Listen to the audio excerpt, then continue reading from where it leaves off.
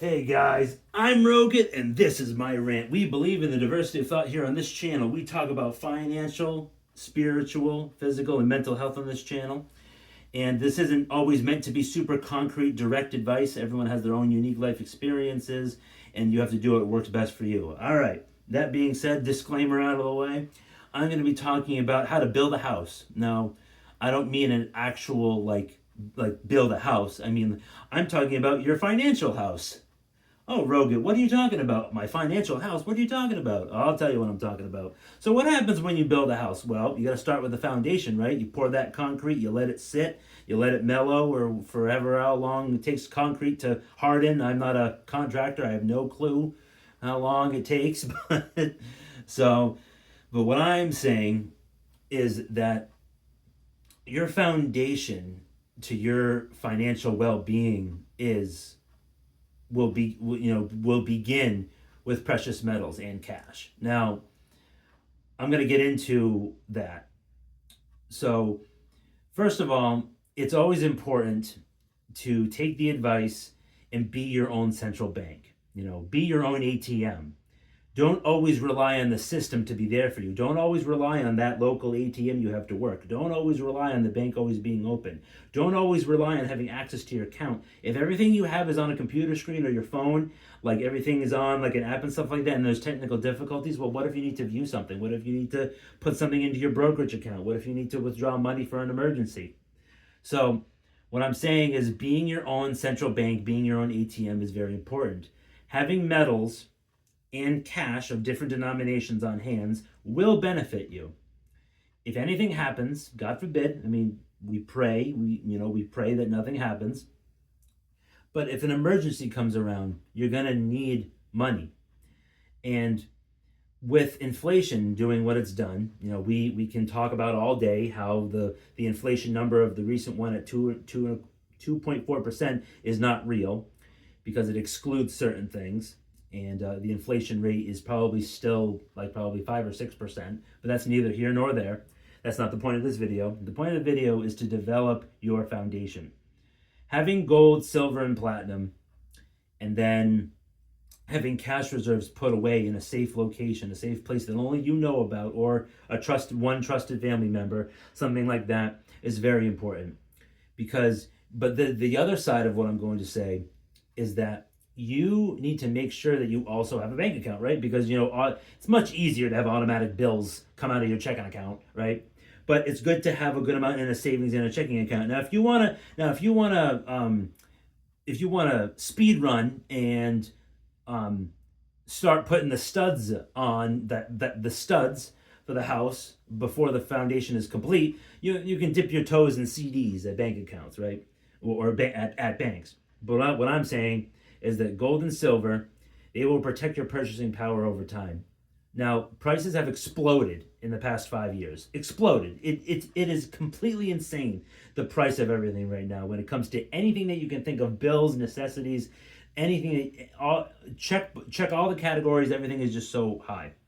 When I first started investing in gold back in 2019, the summer of 2019, I was just in the right place at the right time, and I found this type of content on YouTube. Gold was sitting at $1,525 an ounce. Now, it's at $3,223 an ounce. So that's a huge difference. Now, it took 5 years to get there, but it maintained its purchasing power over time. That cash, if you have everything just in one bank and you left all that cash in a savings account for a rainy day, it's not bad. You did a good thing. You saved in case of an emergency, or you have months of expenses put away. That's good. But if you had more of it in metal, you wouldn't have lost the purchasing power and lost the value. And silver is a little different. It's a little bit more volatile, different, bigger spikes up and down. But silver was $15 and now it's $30. So gold will continue to rise with the uncertainty and the bad news and all the world serious news going on out there. But silver will be along for the ride. And platinum performs sometimes better in better economic times because it's a little more industrial metal, similar to silver. Gold is more of a monetary metal like bullion, jewelry. It's used in dental equipment, but a lot of silver is used in electronics. Think about solar panels, electric cars, and computers, phones, tablets, you name it. Electronics. So it's good to have gold and silver in your war chest and then cash laying on the sidelines. Even though some of that cash is losing value due to inflation, cash is more liquid than gold and silver. Gold and silver is liquid. Believe me, you can find any local coin store, and you can abbreviate it to LCS. You can find any coin store and sell it. But cash is just a little bit more liquid. That's why you have to have both. So that was my description of the foundation when you're building your financial house. That's what you have to do. And by having that safety net, you have basically three different safety nets. You have the bank in case in case one of your locations gets compromised. You have the bank to cover that, the redundancies, if you will. You have the metal to protect your purchasing power. You have the more liquid cash on hand, and you have the bank stuff where you can do, digital transactions, pay your bills, stuff like that. So now moving on to the studs. Now, this is where it depends on the person. That was more generalized advice, what I gave, but it depends on the person. Do you like crypto? Do you want crypto like Bitcoin, Ethereum, XRP, Solana, Cardano, some of these other ones? What do you want? Do you want 5 to 10% of your net worth be allocated in Bitcoin? Not a terrible idea. Do you want to be a conservative investor and put up some studs in your financial house where you invest more into S&P 500 index funds? Or do you want to be a little bit more risky, a little bit more aggressive, and invest more heavily in the NASDAQ 100?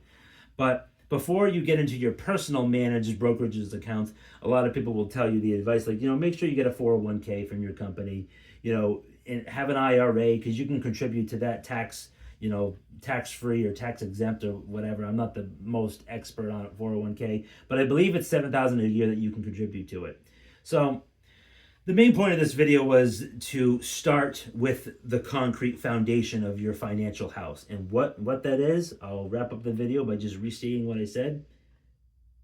Metal on hand to protect your purchasing power and grow. And the metal being more of an insurance policy, an emergency fund, and not really as an investment to see grow. It's not like investments in the stock market. Have cash on hand for emergencies. Have bank accounts for other purposes, like paying your bills and stuff like that. And so that's what I wanted to talk about. And whatever this advice it means to you, take it or leave it. If you think I'm full of crap, then you can tell me in the comment section down below. I would love to hear what you have to say. Hit that like button and smash that dislike button if you didn't like it.